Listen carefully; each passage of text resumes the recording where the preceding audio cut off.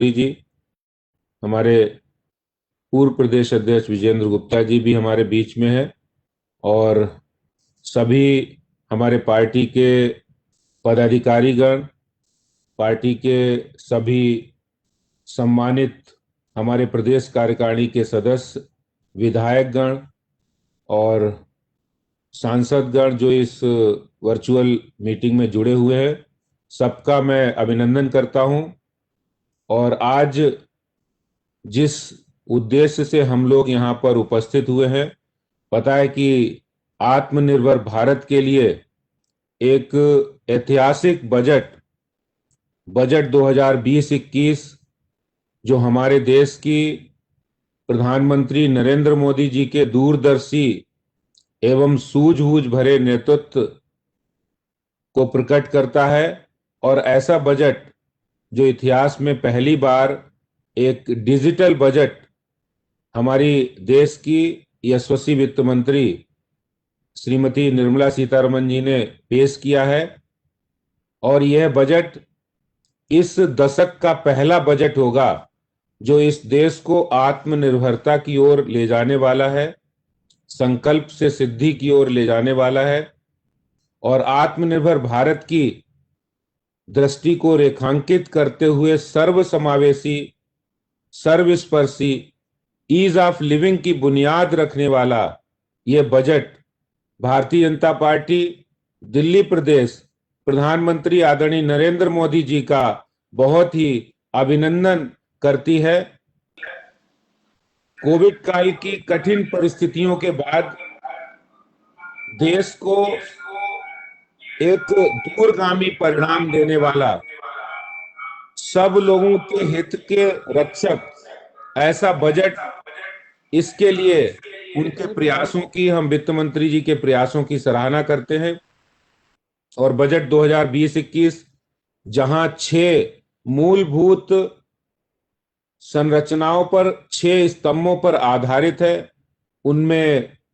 समावेशी विकास है, इनोवेशन है, रिसर्च है, मिनिमम गवर्नमेंट और मैक्सिमम गवर्नेंस है, पूंजी और इंफ्रास्ट्रक्चर का एक अच्छा तालमेल है और मानव जीवन के अंदर सुगमता का संचार करने वाला ऐसे 6 स्तंभों पर आधारित यह बजट भारत को आत्मनिर्भरता की ओर ले जाने वाला एक दृष्टि पत्र है। निश्चित रूप से यह बजट भारत के विकास के में एक बहुत बड़ा मील का पत्थर साबित होगा। पिछले 6 वर्षों के शासनकाल में प्रधानमंत्री नरेंद्र मोदी जी हमेशा से ही गरीब कल्याण की बात करते हैं और गरीब कल्याण के काम किए हैं। और आज अगर हम दुनिया के पटल पर देखें तो संभावनाओं और क्षमताओं से ओतप्रोत कर देने वाला एक गौरवशाली देश बनकर भारत उभरा है। जब हम इस बजट की बात करते हैं तो इसमें यह दशक का पहला बजट होगा जो इस देश को विकास की ओर ले जाने वाला होगा और आत्मनिर्भरता की ओर ले जाने वाला होगा। और यहाँ पर मैं आप सभी से कहना चाहता हूं, हम ये नहीं भूल सकते कि ये बजट एक ऐसे समय आया है जब कोविड काल की कठिन परिस्थिति भारत ने झेली है और उनसे निकले भी हैं हम। भारत ने जिस संवेदनशीलता के साथ, जिस संजीदगी के साथ और जिस सजगता के साथ हमारे प्रधानमंत्री जी ने कोविड काल से हमारे देशवासियों को निकाला है, वो वास्तव में काबिले तारीफ है। और ऐसे में जब देश के अंदर एक बड़ी आबादी का देश है जिसमें गरीब कल्याण की योजनाएं चलाना, और इस समय जब कोविड काल के अंदर गरीबों को राशन देना और उनको लगभग 90 करोड़ देशवासियों को मुफ्त राशन, पूरे 9 महीने उनको मुफ्त राशन देना, और ये एक बहुत बड़ा काम इस कोविड काल की परिस्थिति में हुआ है। और इसके साथ ही साथ एक 35,000 करोड़ से भी ज्यादा का बजट जो कोविड-19 की वैक्सीन, भारत के अंदर जो विशुद्ध भारत में निर्मित वैक्सीन बनी है और उसका जो टीकाकरण अभियान चल रहा है वो विश्व का सबसे बड़ा टीकाकरण अभियान हो रहा है। ये भारत के लिए गौरव की बात है, अभिनंदन की बात है। हम भारतीय जनता पार्टी के सभी कार्यकर्ता इस गरीबों के कल्याण के इस बजट, आत्मनिर्भर भारत के इस बजट की प्रधानमंत्री नरेंद्र मोदी जी के नेतृत्व की सराहना करते हैं। और जहां बजट में गरीब कल्याण का ख्याल रखा गया है, स्वास्थ्य संरचना के प्रति बहुत ही दूरगामी दृष्टि रखी गई है, वहीं इस बजट के अंदर इंफ्रास्ट्रक्चर को सुदृढ़ करना हो, किसानों की उपज का उचित मूल्य देने की बात हो, या फिर सड़क और परिवहन क्षेत्र को अधिक अधिक तेजी से विकसित करने की बात हो, या इंफ्रास्ट्रक्चर छोटे और मध्यम कारोबारियों को ज्यादा से ज्यादा सुविधाएं देने की बात हो, वो सभी इस बजट के अंदर समाहित है। और इसके साथ ही साथ एक बहुत ही खास बात है, जो इस सरकार ने पहली बार 75 वर्ष के अधिक आयु के जो हमारे वरिष्ठ जन हैं उनको इनकम टैक्स रिटर्न की छूट भी देना, ये अपने आप में उनके प्रति संवेदना और उनके प्रति सम्मान दर्शाता है कि यह बजट जिसमें सीनियर सिटीजन का सम्मान भी किया गया है और उनको छूट भी दी गई है। गरीब कल्याण की अगर हम बात करें तो गरीब कल्याण में बहुत सारी योजनाएं, जब 2014 में प्रधानमंत्री जी ने शपथ ली थी तो उन्होंने कहा था ये हमारी सरकार गरीबों को समर्पित सरकार होगी। गांव के अंदर जो हमारी महिलाएं हैं जिनको उज्ज्वला योजना में 8 करोड़ महिलाओं को अब तक उज्ज्वला योजना के अंदर एलपीजी सिलेंडर देना, और इसके साथ ही साथ अब इस बजट के अंदर 1 करोड़ नए उज्ज्वला योजना के अंदर नई योजना के अंदर 1 करोड़ महिलाओं को और विस्तार देना, ये उनके संकल्प को दोहराता है। और इसी के साथ कोविड काल में गरीब मजदूरों को उनको उनके पलायन को रोकने के लिए, उनके कल्याण के लिए उनको मुफ्त राशन देना, उनको सुविधाएं देना, और ये भी पूरे देश के अंदर एक राशन कार्ड की योजना, एक, एक राशन ऐसी योजना भी लागू करना, एक गरीबों के कल्याण के प्रति समर्पित सरकार। हम भारतीय जनता पार्टी के सभी कार्यकर्ता प्रधानमंत्री नरेंद्र मोदी जी का अभिनंदन करते हैं कि उन्होंने गरीब कल्याण के प्रति अपना जो संकल्प दिखाया है, उसके लिए भारतीय जनता पार्टी दिल्ली प्रदेश उनका अभिनंदन करती है। और इसी के साथ हेल्थ केयर में बहुत बड़ा काम इस बजट के अंदर, बहुत बड़ा पैसे का आवंटन किया गया है। पिछले बजट से 137% ज्यादा, लगभग इसे 94,000 करोड़ से बढ़ाकर 2,38,000 करोड़ रुपए बनाने के लिए, जो नई हेल्थ की चुनौतियां हैं उनमें रिसर्च हो, नई बीमारियां हैं उनकी रिसर्च हो, और उनमें कारगर तरीके से उनका उपचार हो, उसके लिए हेल्थ का इंफ्रास्ट्रक्चर बढ़ाने के लिए, ये सब काम प्रधानमंत्री जी ने जनता के लिए और इस देशवासियों के लिए इस बजट में प्रावधान रखा है। इसके लिए हम उनका अभिनंदन करते हैं। और जैसा आप लोग जानते हैं कि किस अपने 6 वर्षों के कार्यकाल में प्रधानमंत्री नरेंद्र मोदी जी हमेशा ही किसान कल्याण की बात करते रहे हैं, और किसान कल्याण में उन्होंने बहुत सारे ऐसे कदम पहले भी उठाए हैं, जो जो कि चाहे वो किसान सम्मान निधि की बात हो, या फिर प्रधानमंत्री फसल बीमा योजना की बात हो, और या फिर किसान कल्याण क्रेडिट कार्ड की बात हो, और इसी तरह से जैसे उन्होंने अभी 9 करोड़ किसानों को 18,000 करोड़ रुपया एक क्लिक पर उन्होंने दिया है, और इस बार उन्होंने पिछली बार की तुलना में लगभग 16.5 लाख करोड़ बजट में बढ़ोतरी का प्रस्ताव किया है। किसानों की आय इससे डबल होगी, उन्हें अपनी फसल बेचने में कठिनाई ना हो, किसानों को उनकी मेहनत और मेहनत का सही मूल्यांकन मिले, आड़तियों और बिचौलियों के चंगुल में वो ना फंसे, उन्हें बिना किसी रुकावट के ऋण मिले। ये सब संकल्प इस बजट में दिखाए गए हैं। और मैं आपसे ये भी बताना चाहता हूं कि जो लोग जो इस बजट के अंदर अगर हम तुलनात्मक अध्ययन करें तो जिस एमएसपी की बात की गई है, इस बार किसानों के लिए एमएसपी को 1.5 गुना लागू करना भी अपने आप में उनकी मूल्य का 1.5 गुना देना, ये सरकार की संकल्प शक्ति को दर्शाता है। पिछली बार प्रधानमंत्री मोदी जी के नेतृत्व में चलने वाली सरकार ने 2000, अगर हम तुलना करें तो 2013-14 के अंदर यूपीए सरकार ने 33,874 करोड़ की तुलना में गेहूं की खरीद, जो सरकारी खरीद हुई है, उसमें लगभग 75,060 करोड़ रुपए गेहूं के मूल्य की सरकारी खरीद की गई है। और इसी तरह से अगर हम दलहन की बात करें तो सिर्फ 236 करोड़ 236 करोड़ रुपए की खरीद कांग्रेस की सरकार के समय हुई थी, जो कि प्रधानमंत्री जी के नेतृत्व में चलने वाली सरकार ने अब तक 10,530 करोड़ रुपए का दलहन खरीद की है। और इसी तरह धान में भी बहुत ज्यादा खरीद की गई है, लगभग 1,72,000 करोड़ रुपए की खरीद की गई है। तो ये किसानों की आय बढ़ाने के लिए, उनकी इनकम को सुनिश्चित करने के लिए, किसान कल्याण के लिए बहुत शक्तिशाली और बहुत ही आशान्वित करने वाले कदम प्रधानमंत्री जी ने उठाए हैं। हम उनका अभिनंदन करते हैं। देश का किसान उनकी ओर आशा और आकांक्षा की दृष्टि से देखता है। और इसी तरह से जिस तरह हम इंफ्रास्ट्रक्चर की बात करें तो वो चाहे रेलवे इंफ्रास्ट्रक्चर की बात हो या फिर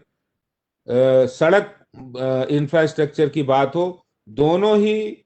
संरचनाओं में, अवसंरचनाओं में एक विशाल बजट का प्रावधान इसमें किया गया है, जहां सरकार ने सड़क परिवहन और राजमार्ग के लिए 1,18,000 करोड़ रुपए का प्रावधान किया है। वहीं रेलवे के सिस्टम को डेवलप करने के लिए, पाने के लिए 1,10,000 करोड़ रुपए का प्रावधान किया है। और इसमें खास जो ध्यान देने वाली बात है वो है कि लगभग 11,000 किलोमीटर प्रतिदिन हाईवेज बने, इसका लक्ष्य भी इस बजट में लिया गया, जो कि देश के अंदर बढ़ते इंफ्रास्ट्रक्चर का एक बहुत बड़ा सूचक होगा और विकास का भी एक बहुत बड़ा सूचक होगा। और इसी तरह से अगर हम एजुकेशन पॉलिसी की बात करें तो नई शिक्षा नीति के आलोक में बहुत सारी घोषणाएं प्रधानमंत्री जी के नेतृत्व में हुई हैं, जिसमें हायर एजुकेशन काउंसिल का गठन है, नए स्कूलों की स्थापना है और पहले से चल रहे लगभग 15,000 स्कूलों को आदर्श स्कूल के रूप में कायाकल्प के प्रावधान सहित ट्राइबल एरिया के अंदर भी नए स्कूल खोलने के लिए लगभग 38,000 करोड़ रुपए के बजट का इस बजट में प्रावधान किया गया है। इसके लिए भी हम दिल्ली प्रदेश भारतीय जनता पार्टी प्रधानमंत्री जी का और वित्त मंत्री जी का अभिनंदन करती है। इसके साथ ही साथ मैं आप सभी वरिष्ठ हमारे साथी और सभी कार्यकर्ता बंधु जो इस वर्चुअल कॉन्फ्रेंस में जुड़े हैं, उनसे कहना चाहता हूं कि देश की संप्रभुता और सुरक्षा को अक्षुण्ण बनाए रखने के लिए प्रधानमंत्री श्री नरेंद्र मोदी जी ने बहुत सारे कदम रक्षा क्षेत्र में आत्मनिर्भरता को पाने के लिए बहुत सारे नए कदम उठाए हैं, जिसमें यहाँ पर भारत के अंदर अपनी सीमाओं की सुरक्षा हो या फिर जो हमारे सैनिक उपकरण इस्तेमाल करते हैं, जो वेपन्स इस्तेमाल करते हैं, वो अपने देश के अंदर बनने की बात हो, या भारत जहां पहले इंपोर्ट करता था इन सब उपकरणों को, आज वो खुद ही मैन्युफैक्चर कर रहा है और एक बहुत बड़ी वृद्धि और एक मजबूत इच्छा शक्ति वाला रक्षा क्षेत्र में बजट प्रस्तुत किया है। इसके लिए हम उनका अभिनंदन करते हैं, प्रधानमंत्री जी का और वित्त मंत्री जी का। और इसके साथ ही साथ हम जहां तक मजबूत अर्थव्यवस्था का एक आधार बजट ये साबित होगा, हाल ही में जो एक विश्व बैंक की और आईएमएफ की एक रिपोर्ट आई है, जिसमें एक आशा जताई गई है कि भारत एक तेजी से अर्थव्यवस्था तेजी से विकास करने वाला है, तेजी से विकास करने वाली अर्थव्यवस्था की ओर बढ़ रहा है। और सार्वजनिक क्षेत्रों के बैंकों में 20,000 करोड़ रुपए के निवेश हो, या बीमा क्षेत्र में एफडीआई हो, या एफडीआई की सीमा को 74% तक बढ़ाने की बात हो, और स्टार्टअप की प्रक्रिया को और सरल बनाने के प्रस्ताव इस बजट के अंदर रखे गए हैं, जो कि मैं समझता हूं कि इस देश को एक मजबूत अर्थव्यवस्था देने का आधार बजट साबित होगा, और भविष्य के अंदर देश विकास के नए कीर्तिमान भी इस बजट के माध्यम से स्थापित करेगा। यहाँ मैं सरकार द्वारा जो फाइनेंशियल ईयर 2021-22 के लिए पेश किए गए इस बजट में इस नए दशक को आत्मनिर्भर भारत के प्रगति की झलक भी दिखाई देती है। और वास्तव में जो यह बजट महिलाओं, युवाओं को एक नए अवसर देने के लिए, यह बजट कारोबार को एक नई गति देने के लिए, आत्मनिर्भर भारत के संकल्पों को आकार देने के लिए है। इस ऐतिहासिक बजट के लिए भारतीय जनता पार्टी दिल्ली प्रदेश अपने यशस्वी प्रधानमंत्री आदरणीय नरेंद्र मोदी जी का बहुत अभिनंदन करती है। मैं दिल्ली के संदर्भ में भी कुछ संक्षेप में कुछ बातें इस बजट में जो रखी गई हैं उनको भी मैं जरूर आपके बीच जाहिर करना चाहता हूं कि जिस तरह से दिल्ली सरकारी कर्मियों, चाहे गवर्नमेंट एम्प्लॉयज हो, व्यापारी हो, लघु उद्यमी हो, स्वरोजगारी हो, या निजी और मल्टीनेशनल कंपनी में काम करने वाले ऐसे कार्यरत हमारे प्रोफेशनल्स हो, इस बजट के बाद इन सभी वर्गों ने इस बात की विशेष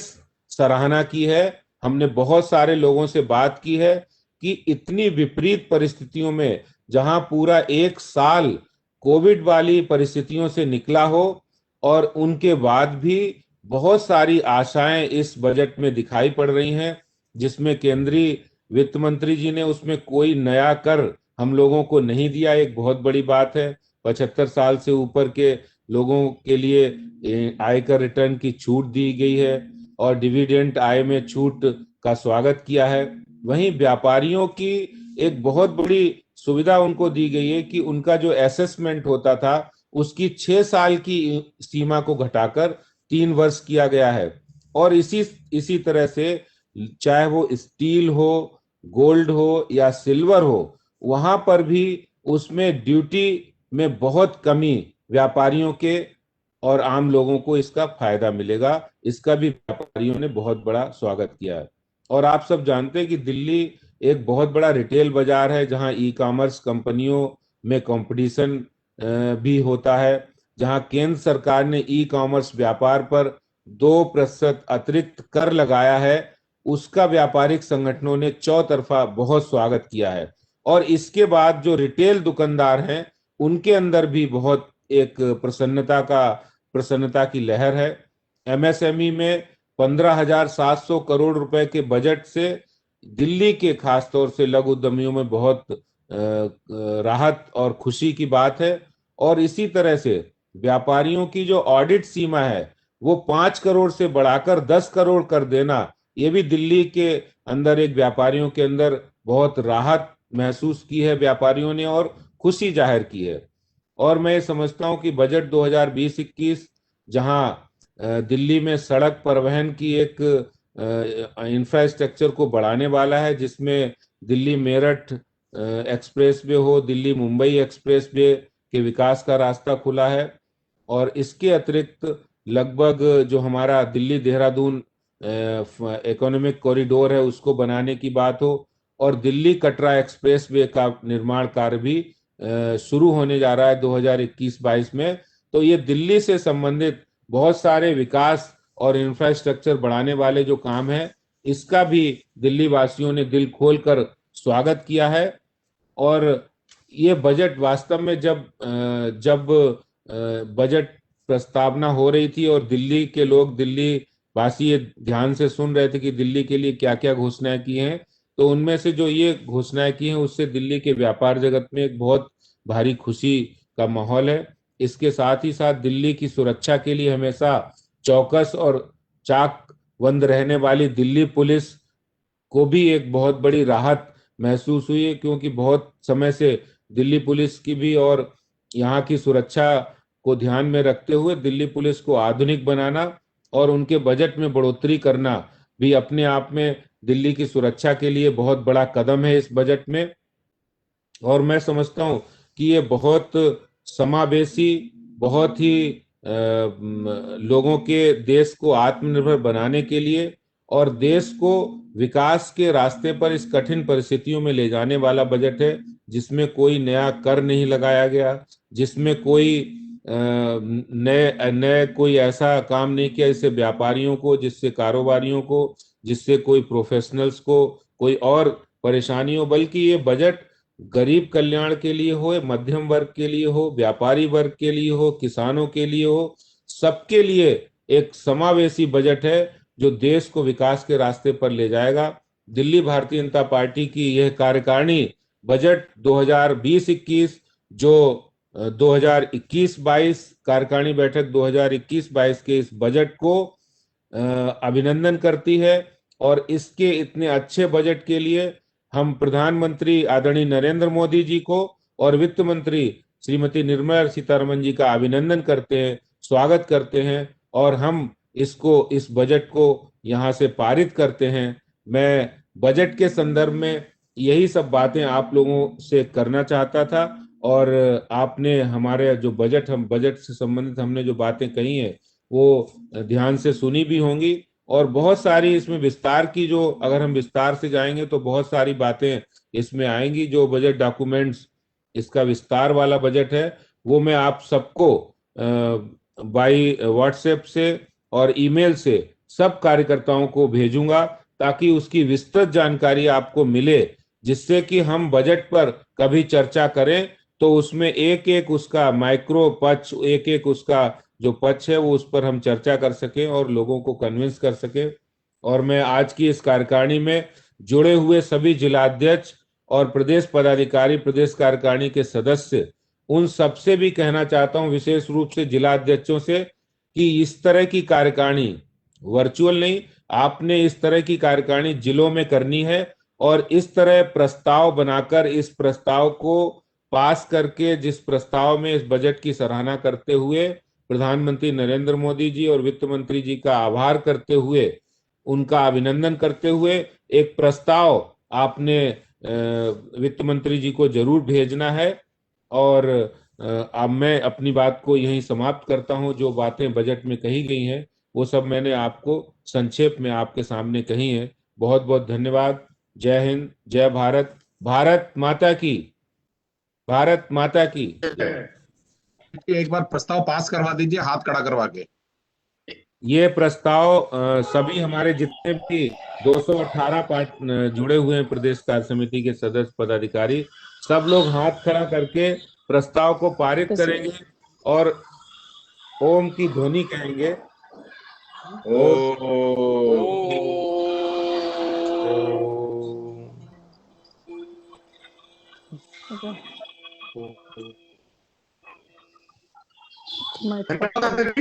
पारित हो गया प्रस्ताव। हमारे साथ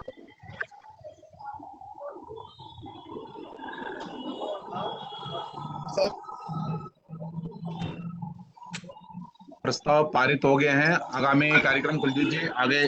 बताइए। अभी मैं निवेदन करता हूँ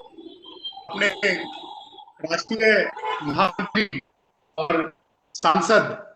दुष्यंत गौतम जी से, वो हमारे साथ जुड़े हुए हैं, कि वो भी संक्षेप में विचार करें और उसके बाद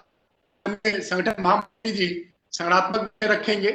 उसके बाद कार्यकारिणी समाप्त होगी। आदरणीय दुष्यंत गौतम जी। आज इस कार्यकारिणी की बैठक के अंदर अध्यक्षता कर रहे हमारे प्रतिभावान अध्यक्ष आदरणीय आदेश गुप्ता जी, भारतीय जनता पार्टी के वरिष्ठ नेता, जिन्होंने आजादी के बाद लगातार भारतीय जनता पार्टी को संभालने और दिशा देने का काम किया, आदरणीय विजय कुमार मल्होत्रा जी, हमारे संगठन महामंत्री आदरणीय सिद्धार्थन जी, पूर्व सभी प्रदेश के अध्यक्ष, सांसदगण, सभी महामंत्री, पदाधिकारीगण, जिला अध्यक्ष, बहनों और भाइयों, अभी प्रदेश अध्यक्ष जी ने बहुत विस्तार से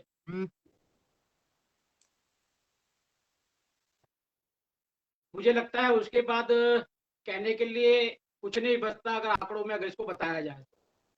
लेकिन एक बात मेरे ध्यान में आती है कि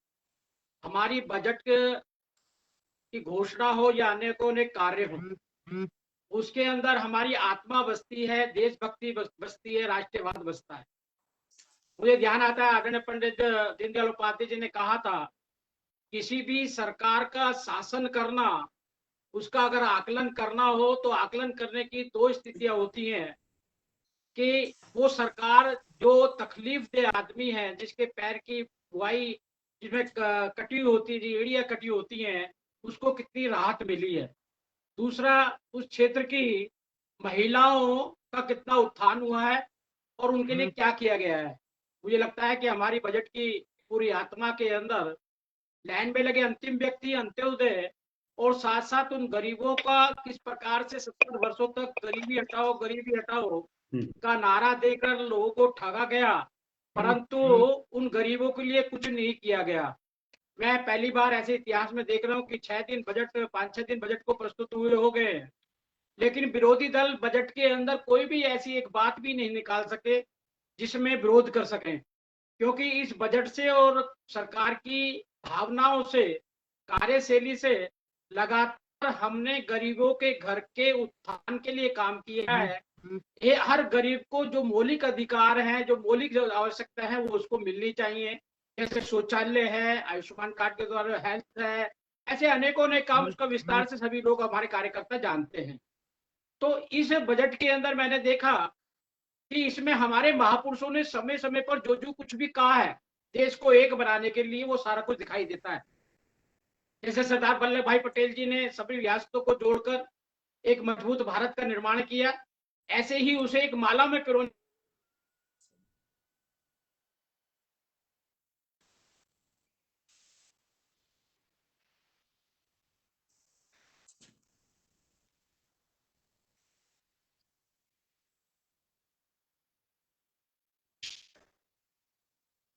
दुष्यंत जी की आवाज एकदम बंद हुई, उनके नेट की समस्या है।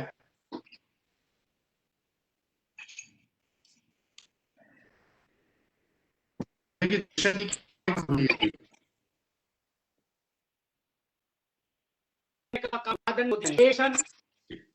ये लोग कैसे छुटकारा पाएंगे। और कोरोना के द्वारा हमने दिखाया संसार को कि आने वाले समय के अंदर भारत ही एक ऐसा देश है जो दिशा दे सकता है पूरे विश्व को। हमने 100 देशों को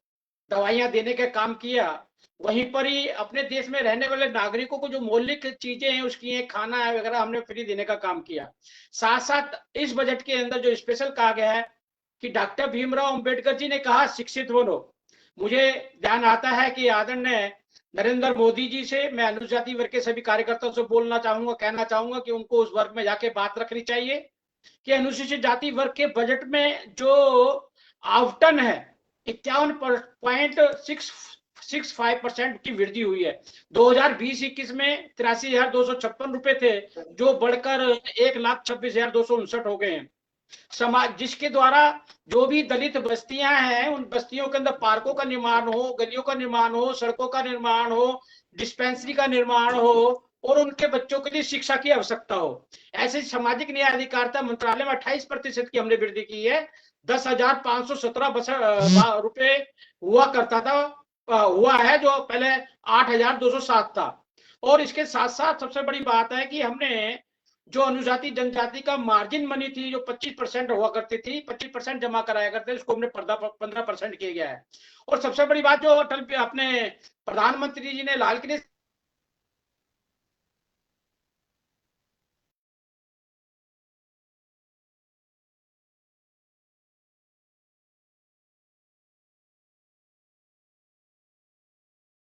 एमएसए माध्यम से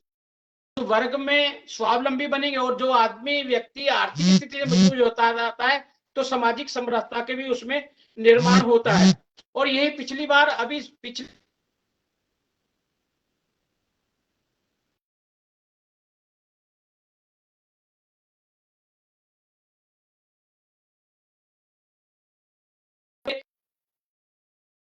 पारदर्शिता का हमने मापदंड किया है। अनेकों ने कॉलेजों में हमें देखा जाता है कि बच्चे अनुजाति वर्ग को पढ़ाते हैं, 2 बच्चे एडमिट होते हैं।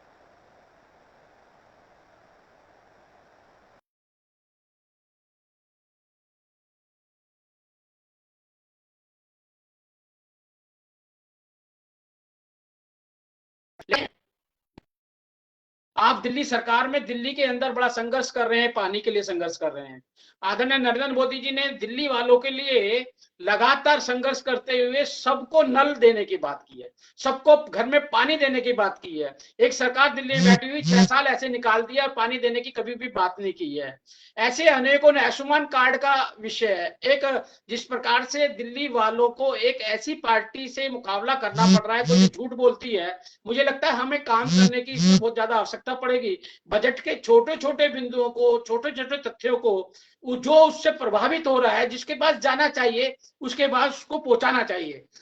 उसमें हमें विषय पे डिस्कस करना चाहिए,